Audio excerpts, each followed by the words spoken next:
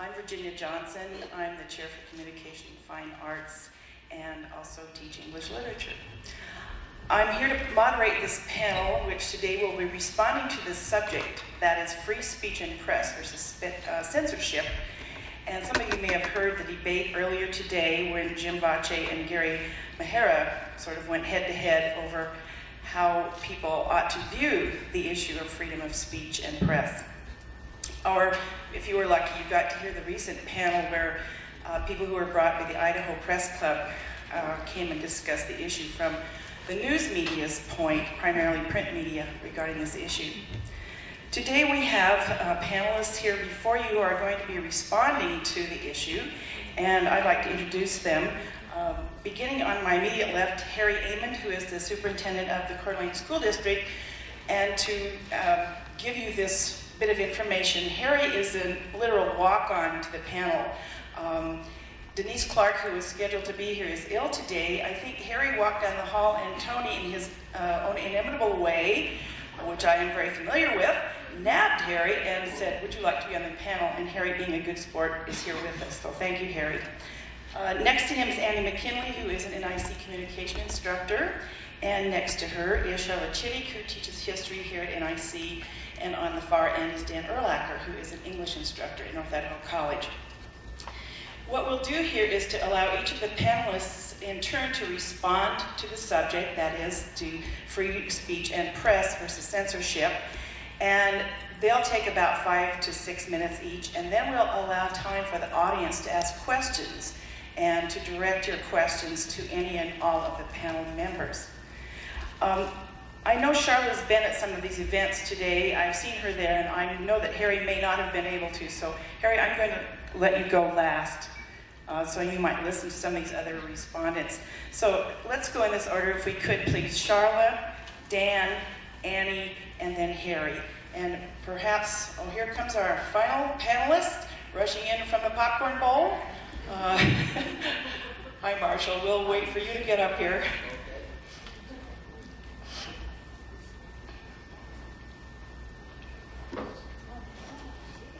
We need to give you a little sound check, Marshall. You're sitting on your microphone. Okay. Are we ready? Okay, Juice. Okay.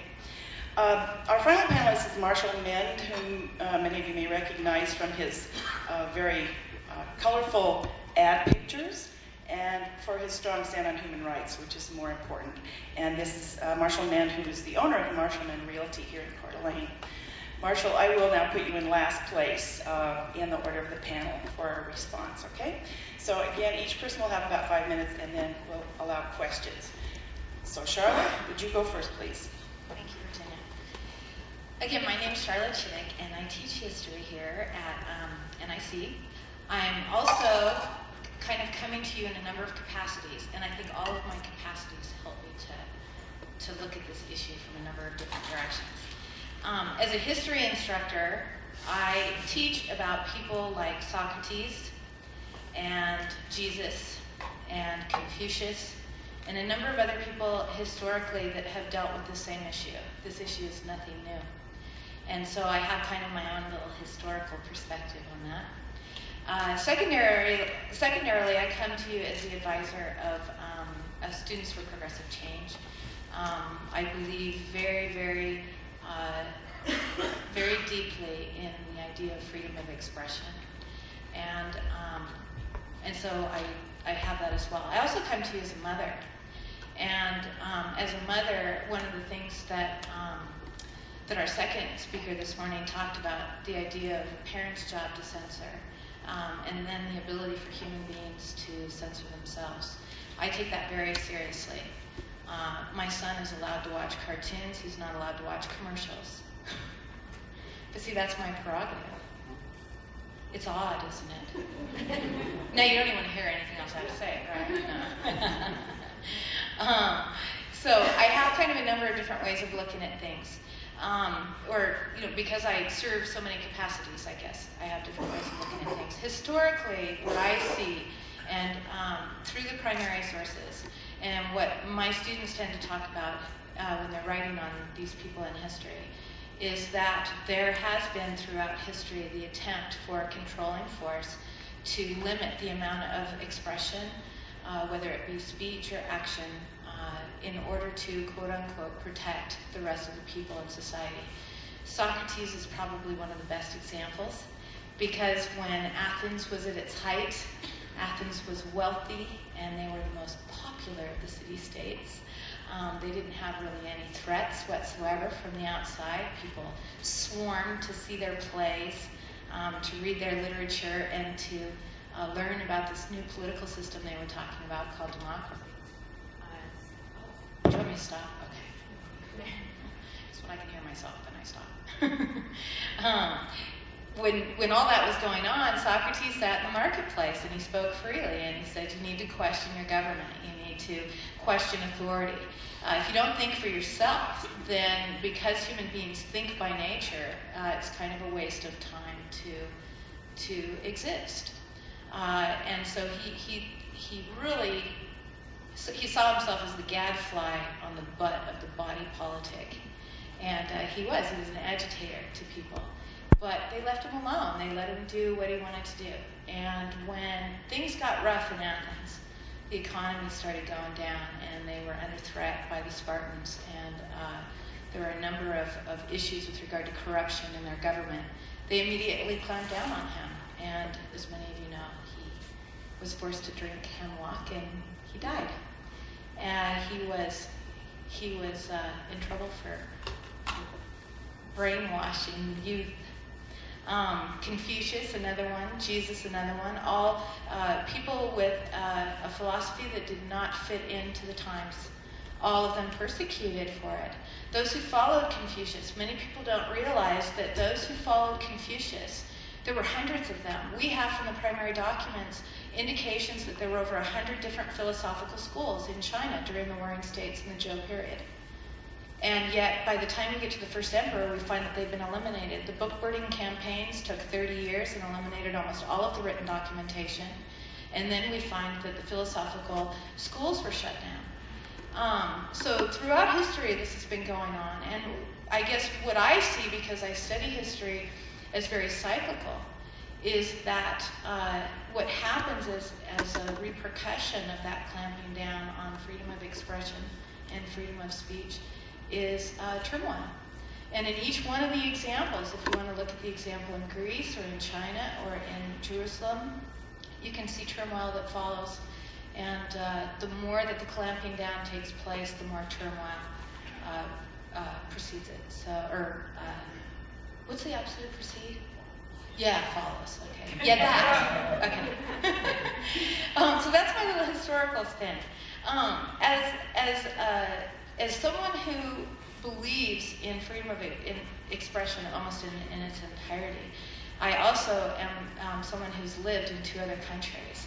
I was not born in the United States. I was born and raised in Canada, moved to the United States and went through junior high and high school, and then I moved to Europe and was educated at the university system in Denmark. And so I've looked at the United States from the outside. I've lived in countries where I've seen a lot less censorship than we have in this country. And I spent a lot of time in communist Russia. And up until that time, I had always believed, because I grew up in the 70s and early 80s, that Russia, they're the ones that are really clamping down on people's freedoms. But once I lived outside the United States, I realized how much that goes on here. So I have a perspective as an outsider, and I think that's important. Lastly, it's as a mother. When we talk about censorship, we talk about a number of different ways that you can censor. The issue today is the censorship by the government. The idea that the government has a say in what should and should not be provided. That is something that I'm adamantly against. And yet, as a mother, as a teacher, as a member of my community, there are certain things that I do self-censor. Okay, good. Don't have word check when I talk. The thing is that I have a real difficult time with violence. I do not have a problem with sexuality or nudity whatsoever. And so I'm one of those people that's going to immediately jump to censor something if I feel that it is too violent. Whereas when it comes to nudity and sexuality, it's not in me. It's not there. And so my son is being raised with a different set of values than perhaps some people have. But it is my decision as a parent to do that censoring. And I censor him, quite a bit too.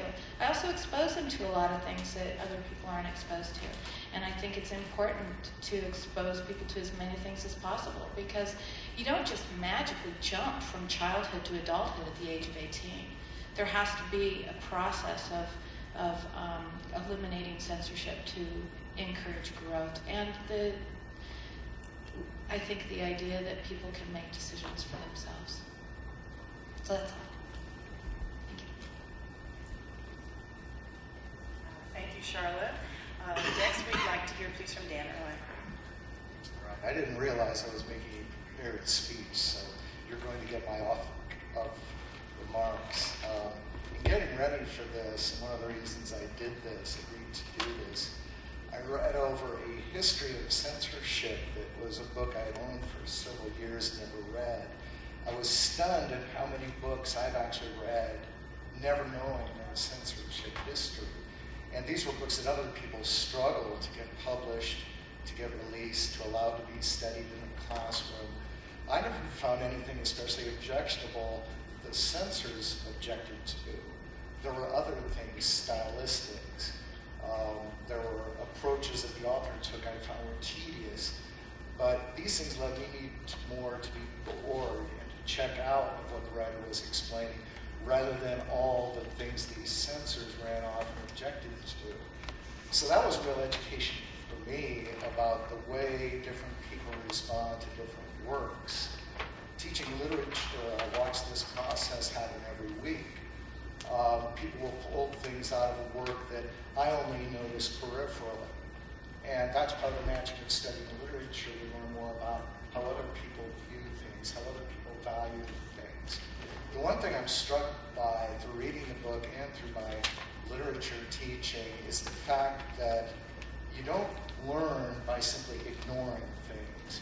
You don't learn by shuffling them under the rug. It's not like because we don't have a particular problem in small rural areas that keeping any literature dealing with those problems will keep those things from moving in. Now, I mean, with the internet and the media and drugs everywhere, it's difficult to isolate things we don't deal with that the rest of the world isn't dealing with anyway. But I would far rather see controversial works addressed in the classroom in an environment that gives us the ability to actively think through what these issues are and what they mean and how do we respond to these. I don't think the solution to a drug problem, for example, is to eliminate all literature about drugs, even if you happen to live in a community that doesn't have that problem. The thing I'm struck by in the censorship history is there seems to be a deep-seated fear in those who censor that by reading about acts people object to, the readers are automatically going to do those things. And I don't know how many of you have read, to pick an example, William Burroughs' Naked Lunch. That book will not turn you into a cannibal. As a matter of fact, odds are it'll make you lose your lunch. So I think it'll accomplish exactly the opposite. And often, that's why I don't quite understand the logic of some of the people who censor these things and say it's objectionable material. We don't want people exposed to these objectionable ideas. If these ideas truly are objectionable, get them out there in the open and let people rally to object to them. I'm certainly not dictating an approving response. In watching the panel this morning, the one thing both panelists, Professor Vache and Mr. Ara, arrived at was sort of self-censorship is maybe ultimately the key. One point they made is censorship or freedom of speech is a moving target.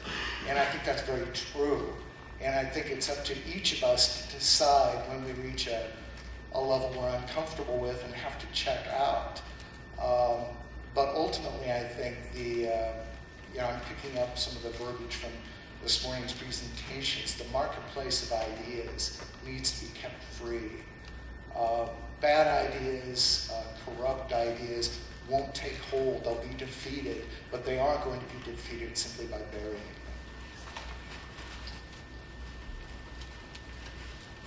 Thanks, Dan. Our next respondent will be Annie McKinley.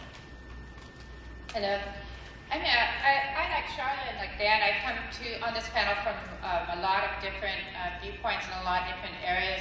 And I'm starting my own front yard. My front yard, I have a wonderful statue. And she has her arm up and she's naked. And she's a mermaid and she's just beautiful. She's a beautiful falcon. And one day I went out there and someone had hung around her neck saying, "Do you want this kind of trash in your front yard? And we have young children walking by, and I think it's very awful that you have these breasts exposed in your front yard." She said, "The next thing you know," I'm assuming it's a she, so it kind of had female language to it. And she said, "The next thing you know, you're going to have a fountain with a little boy holding his penis." I thought, boy, then my mind just really started going wild, thinking, do things with the mermaid and with the little boy. So anyway, so you think about, this is like, you think about censorship here. Someone wanted to censor the art in the art, and we started talking about her background and stuff, and I think over in Europe and other countries, it's just like it's commonplace. We didn't think of saying, cover up. Well, I did put a bikini top on her, and some little boy stole the bikini top. So then I put a t-shirt on her and turned the fountain on and had a wet t-shirt contest. So. Anyway, so we think about the different things, and what may not be offensive to me might be offensive to someone else. So I come to it also on a lot of different other levels. I have no children that I know of, and so I can't talk from that point of view. But I do serve on a board in Spokane called the Northwest Alliance for Responsible Media. And because I think that media influences so many people, young and old alike. I also teach the mass media in our society class here on campus.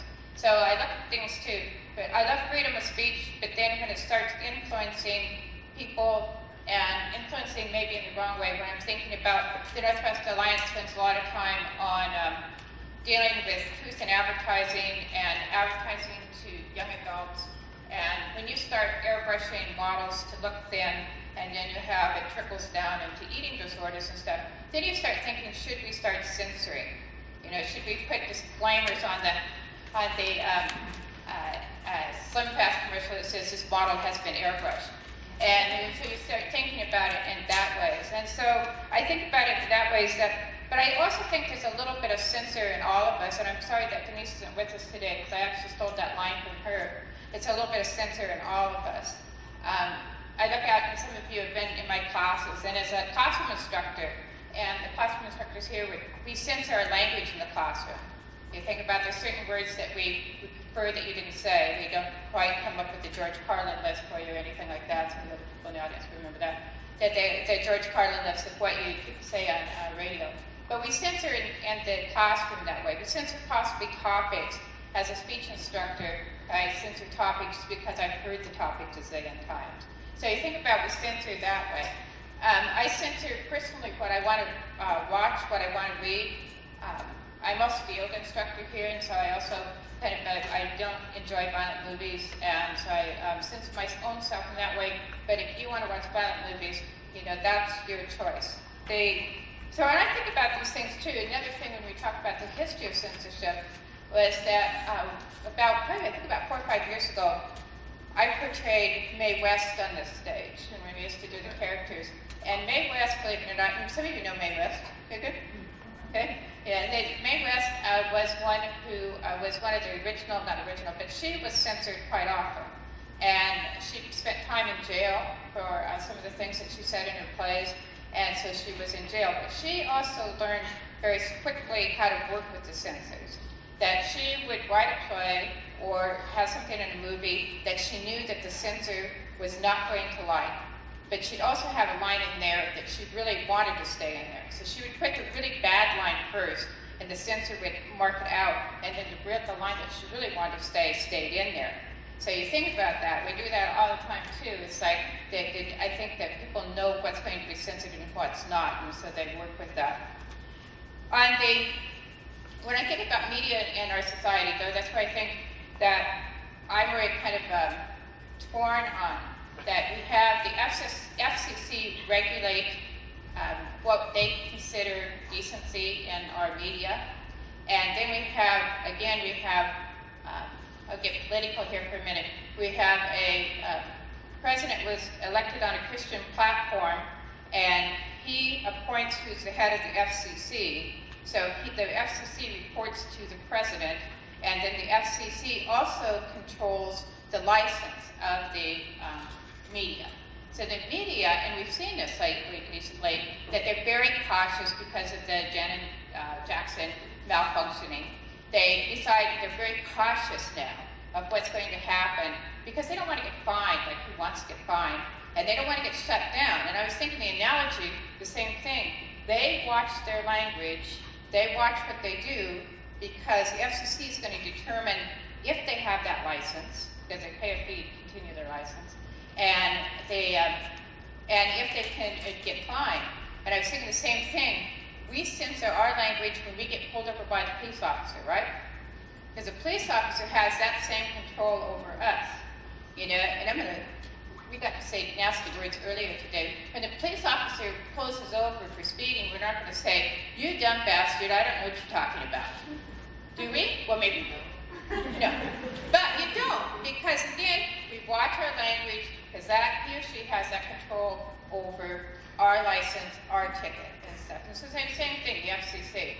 So I guess my little thing here, that the other thing that I would just like to see, and this is what is the truth in the media. We've seen the cases of Jason Blair. Are you guys familiar with Jason Blair? Making up stories and stuff, and we believe it because we believe things that are in print. And so I think too that that's where we get censorship and the coverage of the Iraq War. When you have the government train, I believe, don't get my exact numbers right here, but 400 journalists to go over to Iraq to cover the war, you're going to be pretty sure that it might be censored. And we're not talking, I know that one of my former students whose husband was in Iraq and stuff, and I know that we talked about that there's certain things that shouldn't be censored, but then you start wondering, when they were trained to go in there, you're wondering what kind of censorship we're going to have from that too. So. Thank you, Annie. Carrie Inman, would you please go next? Like they said, I'm the superintendent of the Coeur d'Alene School District now. This is my 36th year as an educator. I started teaching in 1969. And that makes it 5 decades, 5 different decades of teaching. I think we're all a product of our environment, especially when we're growing up. A lot of the people sitting here are students at NIC. A lot of my frame of mind, my attitude about censorship and freedom of speech was born in the late 60s. I attended the University of Washington, graduated in 1968. And those of you that have studied any history at all know that 1968 was called the longest year in the history of our country. My senior year in college, Bobby Kennedy was assassinated the night before my last final. Martin Luther King was assassinated 2 months prior to that. During finals week, I was studying in the library. I graduated in zoology and chemistry. My minor was pre-med. I'm not sure why I'm your superintendent, but it ended up that way. But the police came to get us off the 3rd floor, and there had been an explosion in the administration building. Those of you that are older remember reading about this and seeing it on TV. The revolutionaries had blown the roof off our administration building. The Students for Democratic Society, which you studied, led the revolution in our country against our country. Was founded on the corner of 15th and University Avenue in the University District. My apartment was on 41st in Brooklyn. It was 4 blocks away. So for 2 years, basically, our life over there was a revolution in this country. And the whole idea of censorship, what was okay to say, how was it okay to act, was basically what we grew up with and what shaped our values. I was at the San Francisco Peace March. I learned a lot of things outside of the classroom. It's an understatement, but in my job now, I've raised my wife and I have raised 3 grown kids. They're 30, 28, 23. They're married, 2 boys and a girl. In some ways, some of the other speakers up here have talked about censoring yourself. We are, in some ways, controlled by what our job is. How can we act? What can we say? You're aware that our school system, any school system, there are any number of full-time reporters that cover our job as public school educators, full-time, 7 days a week, 24 hours a day. We have the basic law that controls schools' communication and censorship with the media is the Family Educational Right to Privacy Act, which is a federal law which protects the right to privacy for anybody that is a student. So look forward to having the opportunity to answer any questions. Thanks very much, Harry. Mr. Mann, will you please give us your thoughts? I'm going to share not my thoughts. I'm going to share the thoughts of a man by the name of Zoltan Friedman. Zoltan Friedman is a man who we invited up here. In fact, I met him when I went down to the Simon Wiesenthal Center in Los Angeles about, I think it was 3 or 4 years ago. And he was supposed to come up and speak to us in, this was 2005, I think it was 2003. He was supposed to speak in May the 7th of 2003. It might have been 2002. But he passed away on April the 20th. So he never did get to come up and speak. So I'm going to share some of his thoughts, because what he had to say I thought was real interesting, and it has a lot to do with the First Amendment. So these are basically, most of these are his words and his thoughts, but I'd like to share them with you. He said, the First Amendment, freedom of speech, is one of the most important freedoms that we have.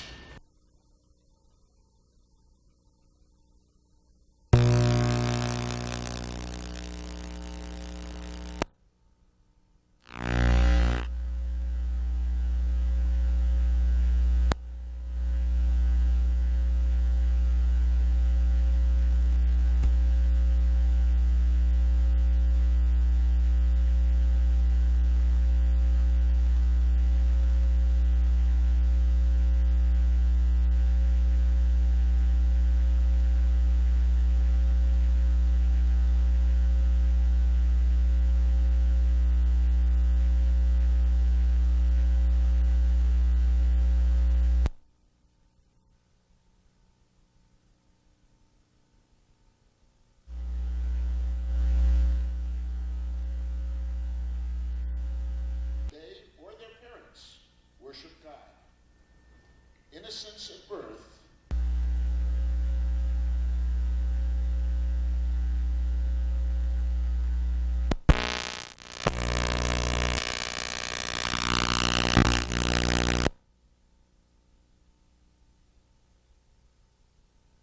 And incitement with harmful intent should be punished as well.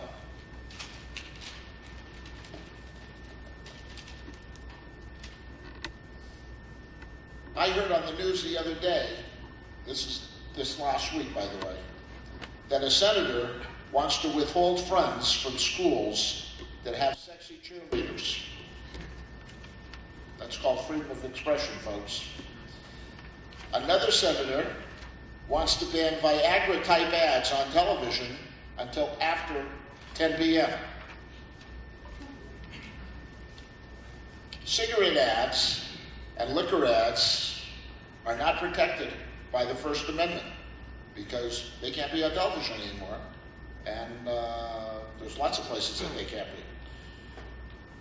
Yelling fire in a crowded theater, only words, but not protected by the First Amendment. Sexual harassment, only words, but not protected by the First Amendment. Threatening the life of the president can be only words, but not protected by the First Amendment. Go to jail for a long time. I'm in the real estate business. Here are just a few words of approximately 80 words that we cannot use in advertisements and advertising houses for sale. Not protected by the First Amendment. Catch this. Adults only. Can't use that. Adult living. Can't use that one. Bachelor pad. Can't use that one either. Board approval required. How about this one? Near churches. Can't say near churches. Couples only. Exclusive. Call that a code word. Executive, another code word. Can't use either one of those words. Not protected by the First Amendment. Married. Can't use that one. Non-smokers. Nope. Physically fit. Can't use that. Singles only. Can't use that one. Not protected by the First Amendment. Martha Stewart wasn't protected by the First Amendment when she lied to law enforcement. She went to jail. Just words, not protected by the First Amendment.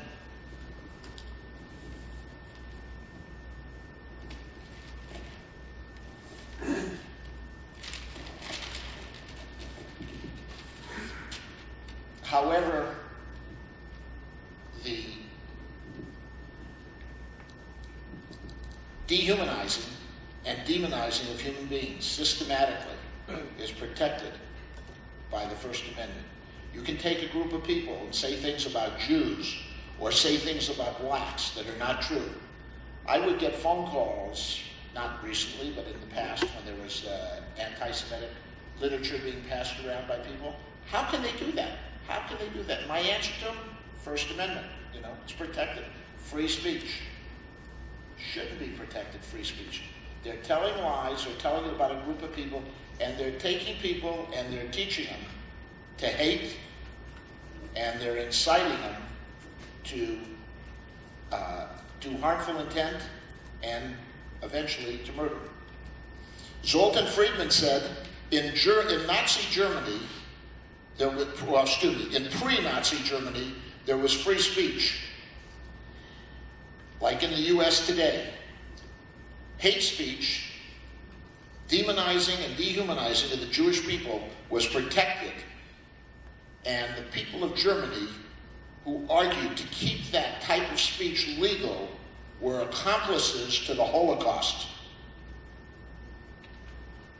After the Nazis took over, hate speech stayed legal, but all the rest of the speech stayed illegal. There was no more free speech when the Nazis took over, because if you spoke out, you got shot.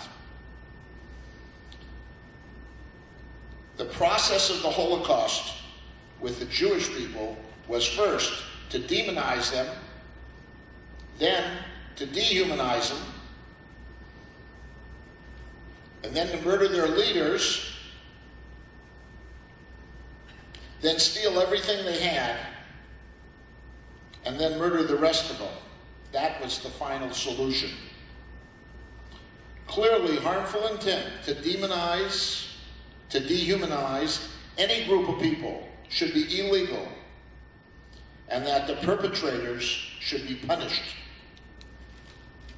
Auschwitz wasn't built with just bricks and mortar. Auschwitz was built with words that were protected by free speech. Thank you. Thank you, Marshall. The next step in our process here will be to allow for questions from the audience.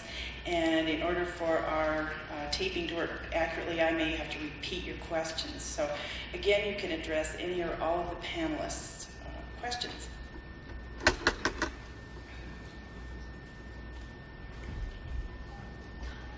Yes. Well, Marshall was talking about being untruthful. One of the things that distresses me right now is that this country is engaged in a war, and for some reason, the American people have rallied around a war that was built on lies. So, you know, if we have models there about being untruthful. I don't agree with you, Marshall, when you're talking about all these abuses of the First Amendment. I think we have to be very careful about selecting specific examples of where we would abridge the First Amendment. I think the problem really is the ignorance of the public that are receptive, responsive to those lies. I found that more disturbing than the lies themselves. That you have a welcoming audience out there for those lies.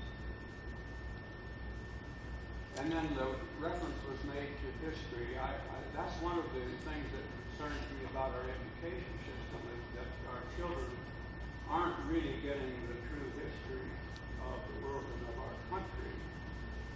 There's a book written by a guy named Lowell, I forget his first name. I don't agree with the title of his book, but it's Lies My Teacher Told Me. And I think that's an oversimplification to blame the teacher. The teacher is working with the material that is given to that teacher, and it's in the textbooks. Howard Zinn wrote that wonderful book, People's History of the United States. We have to bring history alive to students, and I think that through the process, they will understand the importance of responsible conduct and responsible speech, and cherish really what sets the United States apart is the First Amendment. And I think we have to be very careful being selective about its application. Is there a particular question then in your comments that you would like to have them specifically respond to? Well, I don't know. It's a general question. Why and how can you answer this? Why is the public so easily led and manipulated? That's really what I find so disconcerting. That the people don't have the capacity to reason. What is the explanation for that, given our culture? All right, the question, which is certainly answerable in 20 seconds or less, why are people so easily led and not capable of really seemingly to think issues through? Is there anyone who'd like to take that one on? Sure. I think that I was raised in a family with 6 kids, all grown now. The conversation about the war, or the conversation about education, or the conversation about what shrub to put in front of the house, what to have for dinner. We have 6 free thinkers, and the answers with the exact same information, exact same data, the exact same news reports, and so on, come through 6 different sets of eyes, 6 different hearts, 6 different brains, and 6 different sets of experience. And that's my take on how even in a group like this, different people could have different opinions. Intelligent, caring, loving people could have different opinions and points of view, even seeing the same video clip or hearing the same speaker speak. And I think as an educator, our burden as an education system, whether it's at NIC or K-12, is to help young people be thinkers, where they can think and care and perceive according to their own value system, whatever their value system may be. Sure. The whole time you were saying that, Bill, I'm thinking laziness. And but the thing is that we don't intend. I don't think anybody intends to become lazy. It's a natural occurrence in a world of convenience. And so what happens is we don't, as human beings, have to figure out how to make our clothes or how to make our food or how to search out information to investigate and discover things for ourselves, because it's all right there for us. And what I think, even especially in the last couple generations with the internet and so much exposure to so many different stations and so forth on TV, there's the ability for a person to go right through their daily routine without ever exerting too much effort. And the truth is that history and what really happened is very complicated. And it takes a lot of work, a lot of energy and investigation to really understand it. And even then, like you say, Lowell's book it's a catcher. The lies your teacher told you. It's a seller. It sells. It's all about what sells, just so you know. But the thing is once it captures you, what he does get into is the idea that you are force-fed a certain amount of information that isn't accurate, but because that's the education system that has, that happens for, and this isn't anything against, okay. So, but the thing is students become prone to sit down, turn on the TV, and you take in what you get, okay? Sit down in the classroom and you take in what you get. And we aren't right now as a culture kind of pushing people to think for themselves and to investigate themselves and to work harder to be informed. So, and the people who control that have figured that out brilliantly, because they know they can flash anything, and they have at least a few million people who are just going to go, oh, really? And then that's what they're talking about over dinner. They don't go to find out if that's corrupt in any way. Also, as a media teacher too, and we teach media literacy, that we tend to get comfortable with our little 5-minute news beliefs, and if CNN says it, therefore it's true. If we see it and they repeat it every half hour, therefore it's true. And if we begin to question it, then we also seek to listen to who people confirm what we believe in. So if you are a O'Reilly fan, you'll turn on O'Reilly, and no matter what O'Reilly says, you'll go along with it because he is confirming what you also believe. And so we tend to like to do that. Dan? Yeah, I think one of the culprits is busyness. We're overwhelmed. I mean, I think if all my students, my experience, we're working jobs, we're taking care of families, we're trying to complete our educations, we're trying to be good citizens of the world, and to explore these options and to pick our way through is very, very difficult. And what we do as an efficiency means, I think it's efficiency, we label. And of course the media and advertising is very good at labeling and teaching us. Labeling is the way to understand our world, and labeling blurs what are very complex realities. And it enables, and I see this in my students, I certainly try to fight it, identify and fight it in myself, where you'll give a certain input and it automatically has a label attached and is either written off or accepted based on that label. And I find that very problematic, because we're not talking right or left, we're talking right and wrong and all the degrees in between. And all the labels that you want to hang on that just really ultimately get in the way of that deeper thinking. Marshall, did you want to? Yes, I'd like to address part of what you said on that we have to be careful with what we do with the First Amendment. There are already things that are not protected by the First Amendment that are insignificant compared to things that would lead to a Holocaust, demonizing, dehumanizing the human beings. Timothy McVeigh blew up the federal building in Oklahoma City. He was punished for doing that. But see, Timothy McVeigh wasn't the person who really blew up the building. The person who really blew up the building was William Pierce, who wrote the book, The Turner Diaries, which was the blueprint on exactly how to do that. Gave him the plan and told him exactly how to do it. That's the guilty party. And that's the man that should have been punished. and nothing ever happened to him. He died, but not from natural causes. But Zoltan Friedman said, when he was speaking, when I saw him, when he was in the concentration camp and the guard was beating him, which happened daily, by the way. When the guard was beating him, he used to look at the guard and how he hated the guard that was beating him. But more than he hated the guard that was beating him, he hated the person who poisoned his mind. He hated Adolf Hitler. But more than he hated Adolf Hitler, he hated the person or persons who poisoned his mind and made him the anti-Semite that he was. That's the culprit. Where's the problem?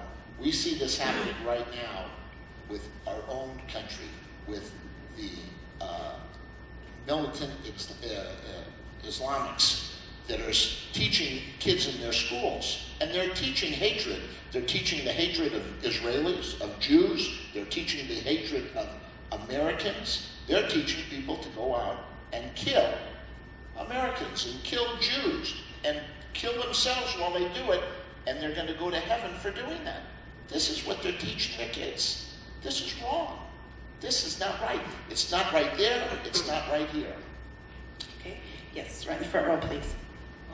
Just getting back to the issue of the mass media and sort of soundbite, I think one of the big discrepancies that I've noticed that seems clear to me, there's a lot of other things that are fairly subtle, is the portrayal of foreign governments and their actions.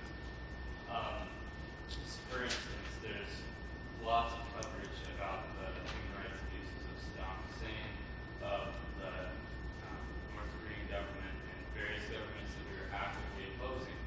Other governments, such as Saudi Arabia, Turkey, Indonesia, Central American countries, Israel, all these places have very serious human rights problems.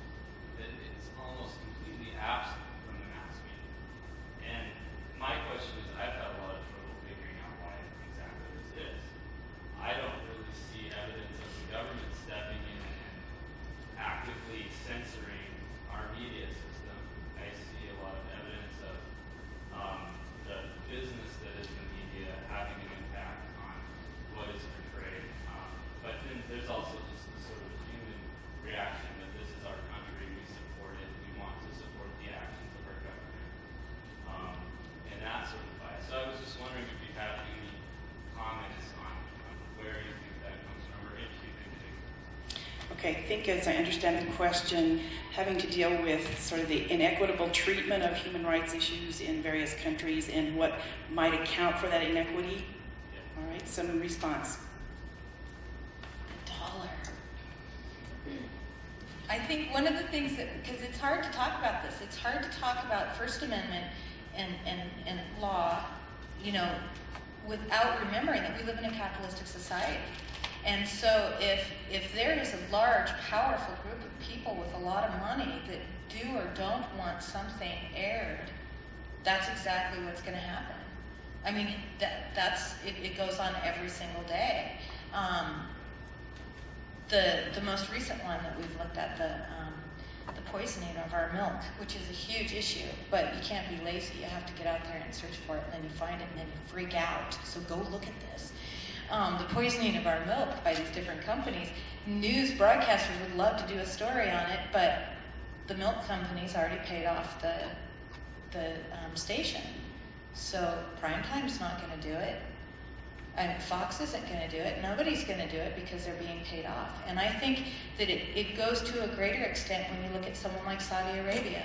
If you were to ask anybody to make a list of the top 10 countries that have human rights violations against women, Saudi Arabia is going to be right up there. Iraq would not have even been close. Iraq, women went to college. They wore, contemporary clothing. They were protected in divorce law. And I don't know if that's going to, happen in the future with them. But what you find is that Saudi Arabia would be one of the ones that you should be targeting for these types of issues.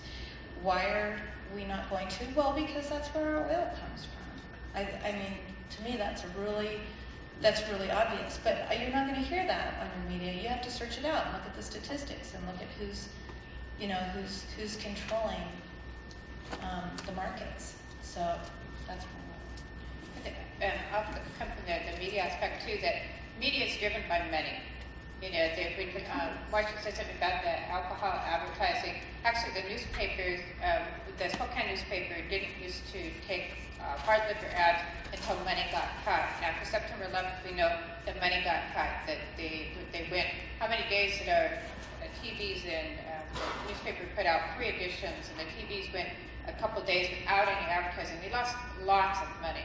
And it was kind of a trickle down. People quit advertising and stuff. So anyway, so then they decided that it was actually a decision to, if they were going to advertise hard alcohol, hard liquor, and so then they decided to take hard liquor back in because there's big money in hard liquor. So they, and the same thing you can think about as a kind of a little sideline to the cigarette advertising. We know that you talk about them being restricted by First Amendment. They also, as soon as they started restricting advertising of cigarettes on TV, actually, you could see a direct correlation in how many people in movies started smoking. People that normally wouldn't smoke in movies now are smoking, and they happen to just take the cigarette and you put the Marlboro right in front of the camera or whatever. So that's how they continued to advertise there, and they're then trickled down. Then our teen smoking rate even went up further. So, but money talks in media, and first of all, we want people to be informed, but we don't want to turn them off. If we show too much desperate and despair in the country, we're not going to watch the news anymore. You know, we're going to turn it over to Teletubbies or something. You know, we're going to watch something that's lighter. So they have to make that kind of thing, because if you don't watch, your viewership goes down, the money goes down. So it's all kind of, and also too, if you look at who owns the media, it's General Electric and a lot of the big companies actually own the media. And it's a big tie-in that, you know, Time and Warner and that are all owned by, like, I think there's 5 major companies. Gentleman in the back with your hand up. Paul, on the gentleman's question over here. Listen to Steve Smith today, the spokesman. He commented he felt like he was on the deck of the Titanic. He was going down in the newspaper business. And I'm listening to how are people led and not be more concerned with these things. My question to you, educators, are any of your students reading newspapers? Are you giving them any encouragement to read newspapers instead of just getting sound bites and talk radio? Question is, are any of the teachers asking their students to read newspapers, and rather than being comfortable with merely sound bites, but to really read the news? Actually, one of the evolutions, the changes in at least public K-12 education in the last 30 years that I can speak to personally is the movement from rote memorization, historical, the lowest level of learning, to a more inquiry-based system of both teaching and learning. And I personally think that it's healthier. I think it's more, it lends to legitimate, authentic thinking and synthesizing of ideas and the ability to compare and contrast things that we see in life. And it's in math, it's in English, the language arts, even in social studies. Even our statewide test attempts to operate off of an inquiry-based thinking model. So we're successful at different levels with different students, but I can tell you that we try to have moved away from the memorization of the facts, the rote memory, to the more analytical thinking processes.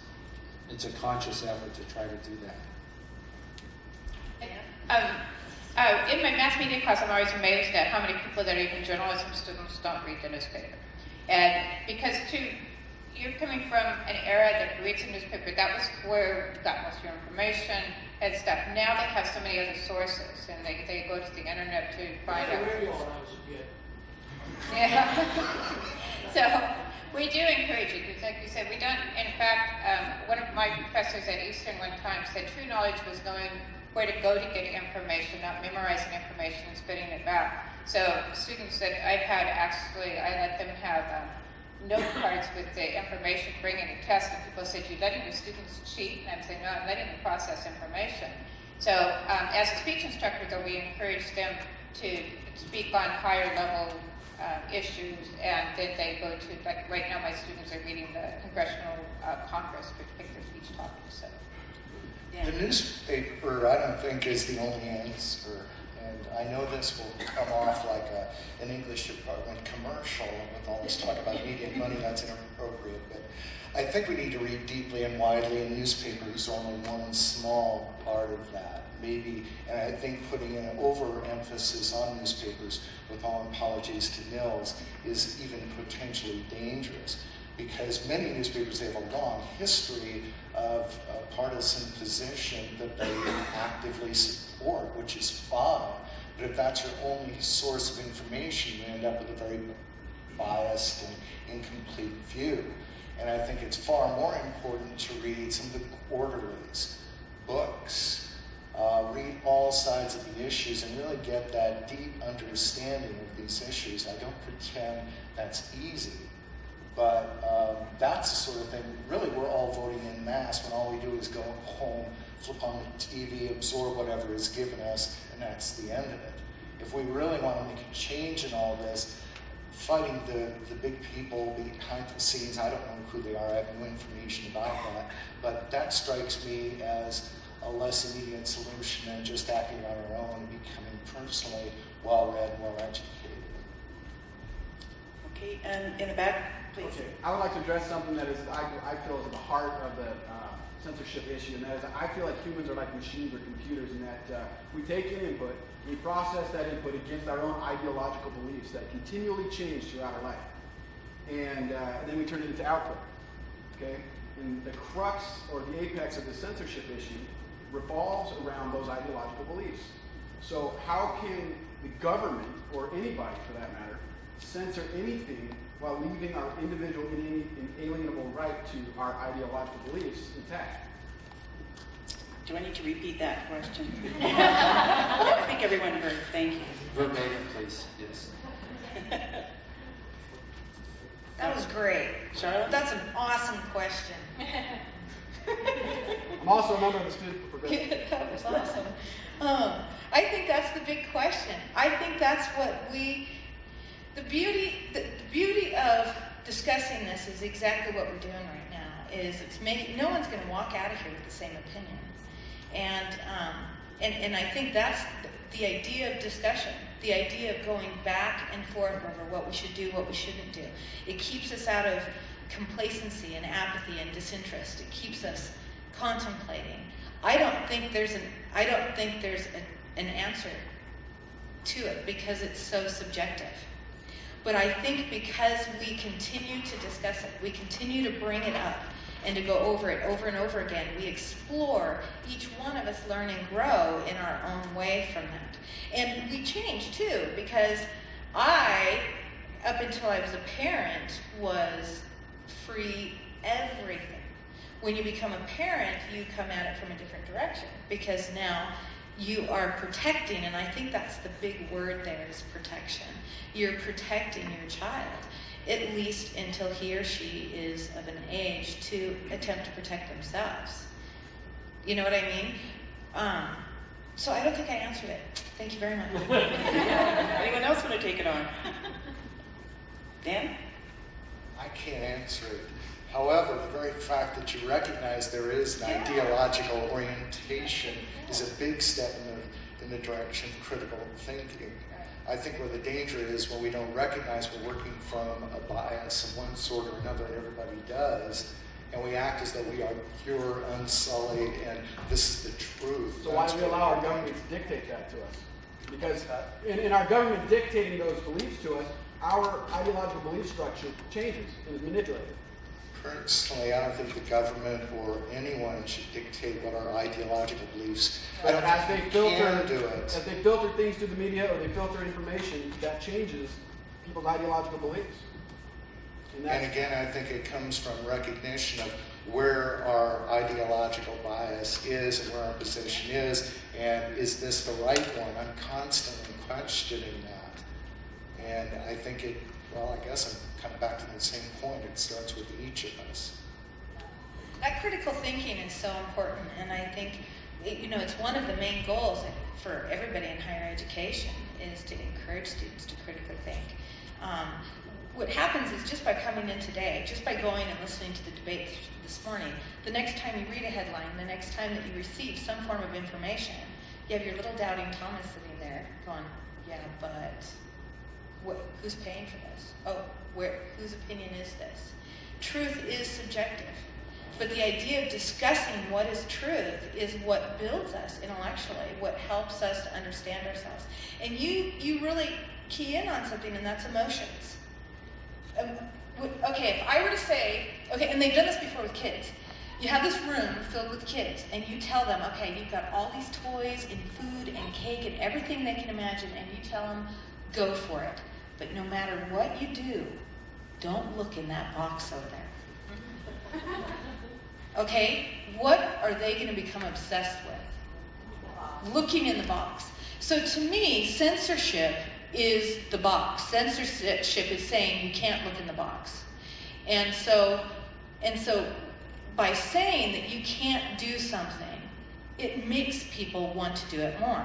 Living in Denmark and spending so much time in Russia, what I saw was that human beings, that curiosity, that innate desire to make your own mistake, not to learn from anybody else's, but to do it yourself, is something that caused people to cross that line. And so I still haven't answered your question. Thank you very much. Anyone else want to try? Yes. Okay. Students and so many 18, 19-year-olds thinking for their parents, and it's the words of their parents, it's not the words of them. And I think that's, as educators, what can we do to help that? Because I see that's such a problem. Because some parents, there's good parents, but there's a lot of them. So the issue is that many young people aren't really thinking for themselves. They're merely parroting what their parents told them. And the question is, what can educators do to encourage more thinking for oneself? Yeah. Is that correct? Pretty much, he said, he made up that where he's sad that there's so many followers. That's the reason I see there's so many followers, because I've never taught them.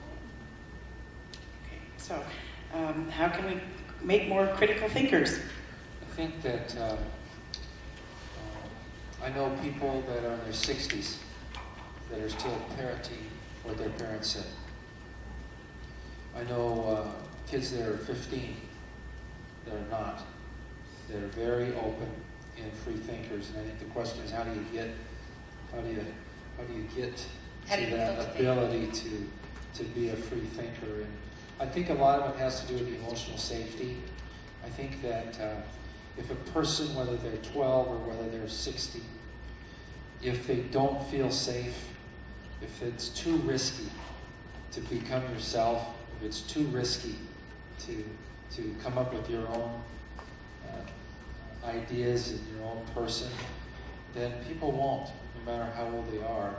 If it's safe, if it's okay to reach out, maybe even to make a mistake, or even think in ways that don't make sense or confound other people, but it's still okay, and you're in that environment, then you'll do that, and you'll grow, and you'll be stronger in it. But the whole idea of emotional safety, I think, is what causes people to grow, to grow strong in themselves, in their own, as a person, as opposed to mirroring somebody else's safety kind of net thing that they're still holding on to while they're looking in that mirror.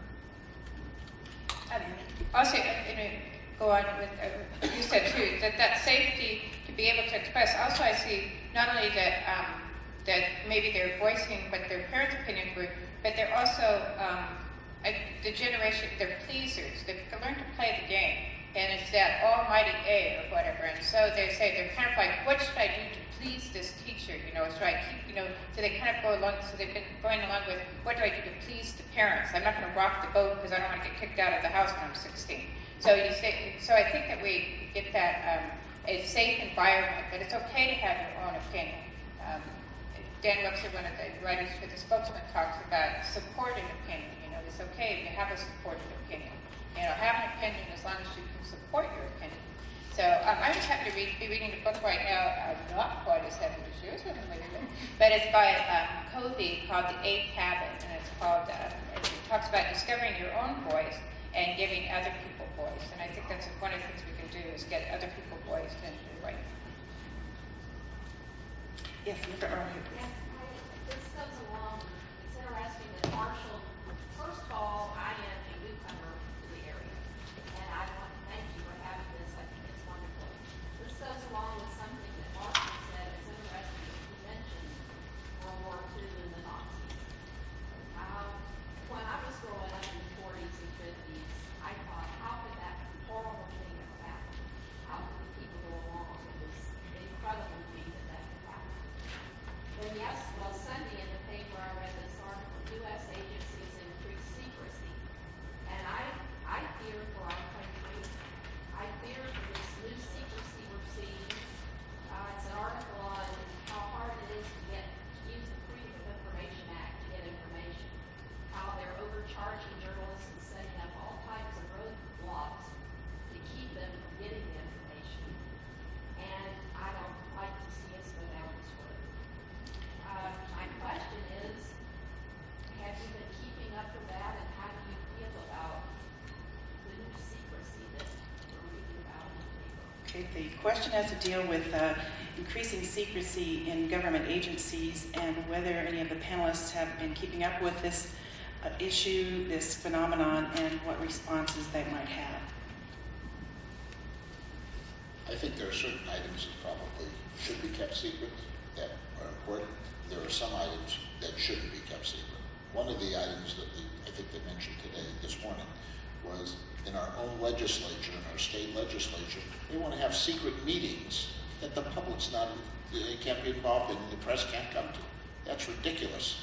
We have a right to be there. This is not anything that's got military secrecy to it. We have a right to know, and we should know. And I think they're totally wrong. I think our legislature's way off base keeping these meetings secret. All meetings should be open unless they have to do with military type. I moved here from Florida, and they're trying to do away with the sunshine law in Florida also, so that secret meetings can be held. I hope it doesn't happen. I believe that's what you're referring to. I read about it in the paper here. Absolutely. It goes on at all levels. I mean, you may have followed the case of Dick Cheney and his energy meetings, which they're still fighting to keep under wraps. These are public officials. They are elected officials. To me, anybody who works within the government who's in an elected position, their job, what they do on a daily basis, should be transparent to the people who elected them, or didn't elect them and live under them. You know what I mean? But transparency is a word that we don't hear so much, that I think goes along with the ideal of democracy. We do not live in a democracy. We live in a democratic republic. And in that, there are going to be some loopholes. But if the people say that they want transparency, that they want to see the budgets, that they want to see all the small print in the bills, then the people are entitled to that because they elected their officials to carry out this business on their behalf. So, yeah. Any other responses? Okay. Another question? Yes, Jamie? Going into the education field myself, I went from being in public school and being fed textbook information about history, about science, about literature, you name it. And then I walked into college and I get this kind of eye-opening, like, well, what do you need to discover America? You know, why is it that public schools are so censored when education itself is about critical thinking itself? Why aren't the schools opening up to let teachers give that whole truth, not just the part that maybe the government or the legislature or even just the superintendents want to be fed to the children? Okay, the question regarding your perception of what's really censored information coming regarding history and other matters in the public schools. And how that might be addressed. Why is this going on? Responses. I'd like to give that a whirl. That's a wonderful question. And it's kind of a good news, bad news. The answer is, I think the good news is that there was a period of time from about the mid-70s to about 1990 where there was a opening up. There was an awareness and a respect for different points of view. I can remember Dick Gregory back in the late 60s, early 70s, a black comedian that used his comedy as a way to start to open people's thinking up. And the teacher could use music, a teacher could use poetry, a teacher could use many different ways to reach a kid's mind and heart. In the 90s, our country started to go to more of a what's called a standards-based system. To our credit here in Idaho, we're about 10 years behind. And that's a plus in that in a lot of ways. But what happens when statewide standards do come? The third grader in Boise is learning the same as the third grader in Coeur d'Alene. The test is the same. The statewide assessment, Idaho Standards Achievement Test is the same.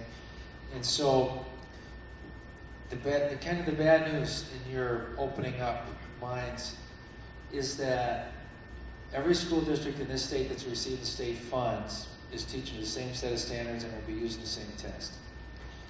We can purchase our own curriculum materials and our own textbooks, but even they are becoming narrower and narrower in scope. So you're going to learn a basic amount of censored material in public K-12, and hopefully the inquiry, the thinking, the mechanics of the thinking will be there, and part of it is being protected, part of it is legislated, but it's here, and hopefully that we're prepared with the tools to be able to, when you do get that free or flow of information, to know how to process it. Thank you. Any other response from the panel? Okay, another question. Okay, just to start off, when I started here 3 years ago, I was a journalism major. That's what I studied for my senior year in high school. I got into it because I wanted to see what was behind what didn't get in print, what I didn't see on the TV or hear on the radio and all that. And so I'm not sure if this question has been asked or answered already, but we were talking about the laziness of our generation and how you can just click a mouse and you get all this stuff on your screen. Do you think that there are teenagers and young adults or high school students who, like me, want to go beyond the TV screen or the newspaper and actually look for what may not be in the media because of censorship? Given the easy access and sort of lazy approach to learning, do any of our panelists feel that there are students who want to go beyond that and to really investigate, to study, to see what's behind the easy access?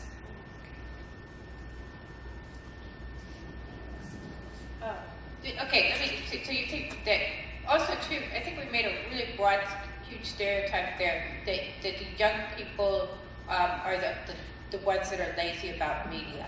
You know, there are people, what did they say, that the average American watches 8 hours of television every day. And we know as students, you're not watching that, so you might watch 1 hour. So like I was telling my students, somebody's watching 17 hours today to make up the TV watching. So it's not just the young people. And I have people in this room, I just pick on Lance there. You know, here's a person, Lance there, raise your hand, Lance. Lance goes beyond. He was in my mass media class last semester, and he looks beyond the point. He doesn't take things at face value. He goes a little bit beyond it. So, Brittany says a lot of good people do this. So it's, I think, knowing not to that young people and old people like, that and this is the new phenomenon we have. Somebody sends you an email and they say, you've got to read this, you've got to forward it to 20 of your friends, because this is the truth. This is the truth. There is, somebody out in the parking lot waiting to get you, and if you don't tell everybody. And so I think that the truth, you actually look beyond that stuff, and so I think that they just start thinking, I always look at news stories, so I always look at it, what's the agenda here? And not everything has an agenda, but some do. So like you always look beyond what's been left out. Why don't they name the source, or what's been left out, and to just look beyond that. And I think young people do, and old people do. And with that comes a responsibility, because you are the role models for the people who are kind of just going along with the daily grind, doing, just what they need to do. And action is the way that you get it out there. So you might just be getting curious, figuring it all out, but then get it out there. Do a paper, do a speech, tell people, because then you start getting other people thinking. Human beings love to be challenged. They don't always think they do, but when they're in the position, there is something very gratifying about being challenged. Sometimes they just need to be, approached. I think there's a sort of answer to your input-output in there somewhere too. Yes, in the back. Yeah, I have a question. Something that Marshall said, he mentioned a couple of things that he couldn't mention in the state. And I understand those things because there has been a bit of an unbalance in certain neighborhoods and whatnot. But where do you draw the line? If you start censoring what the area group can say, for instance, won't that lead to other groups that eventually down the road get censored that maybe that you belong to? It wouldn't be just the Aryan group that it would censor. It would be something that you cannot systematically try to demonize or dehumanize a group of people just because of their birth. You can't go after a group of people whether they be black, Chinese, Jewish, Catholic, whatever. You can't go after a group of people. First of all, you start demonizing them, and then you dehumanize them. To do something like that is definitely wrong. That doesn't mean if there's a fight that some guy calls somebody a name that he falls into that category. Okay, but it's where it's a systematic thing. The Aryans did that systematic thing. The 11th Hour Remnant Messenger in Sandpoint, they did that type of thing. They encouraged people to go out and do harm to certain types of people, black people. In the early 80s, the Aryan Nations had a little poster and they hung it around this campus. And it was called the Running, it was a black person, they called it the Running In poster. And they gave points for shooting a black person.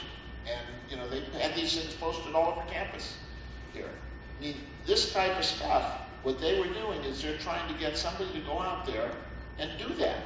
They're encouraging people to do things like that. Buford Furrow is a man who was a member of the Aryan Nations. His spiritual leader was Richard Butler. Richard Butler was one that inspired him, got him to go down. He went down to Southern California. He shot a Filipino postman, murdered him. He shot up a Jewish daycare center, injured some kids and people at a daycare center, okay, because he was doing the work that he was supposed to do, that the inspiration came from Richard Butler. There are over 50 people who went to jail, to prison, that went through the Aryan Nations compound. 28 of them that were in the order that went to jail for life. The leader of the order was killed in a firefight, but all these people were inspired by the words of Richard Butler telling them about the Jews and the blacks, and that we need an all-white area, and we need to have a race war, and that this needs to start now. And these people took action on it, and they went to jail. But the perpetrator was Richard Butler. And what happened to Richard Butler? Nothing. He's the guy that inspired all these people to go out and do what they did. The Southern Poverty Law Center took action on what he did. Go ahead, I'm sorry. Well, granted, I don't agree with anything they've done, but if you start to ban this group, what's to say that you don't start to censor the Catholics next week? I mean, where do you draw the line?